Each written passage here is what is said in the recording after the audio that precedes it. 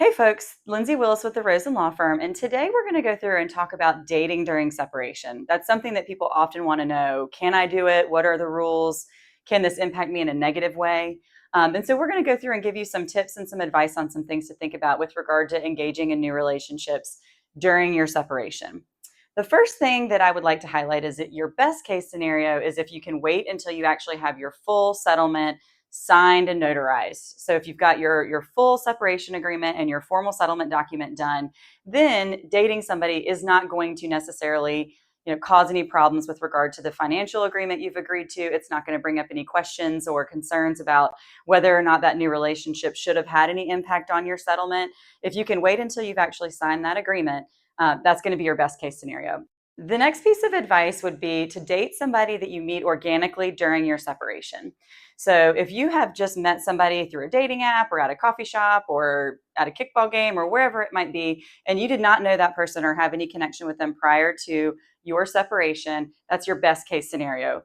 The reason for that is because if you do start dating somebody that you knew as a friend or an acquaintance during the marriage, it might raise some questions, particularly on the side of your spouse or your soon to be ex spouse, about when that relationship really began.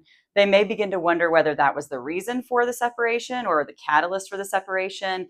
And if there was any overlap going on with that new relationship while you were still living together and before your separation. That matters from a couple standpoints. One would be from an alimony perspective. So if you had engaged in an extramarital affair, it can affect alimony. The other reason it can come into play is because if you have engaged in a relationship before your separation, it can open the door for that new partner to have liability from an alienation of affection standpoint. So those are the two kind of areas of the law where if there is a hint or a concern that a relationship was happening prior to separation, it kind of opens up the door to have an impact on alimony and opens up the door to potential liability from an alienation of affection standpoint.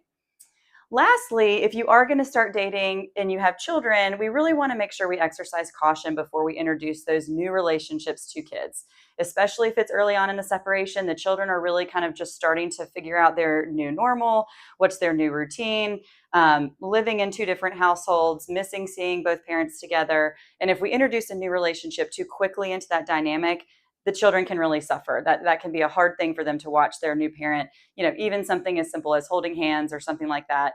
We want to make sure we exercise caution before we're exposing children to those new relationships. This has been Lindsay Willis at the Rosen Law Firm. For any additional information about what we talked about today, feel free to go to our website or give our office a call.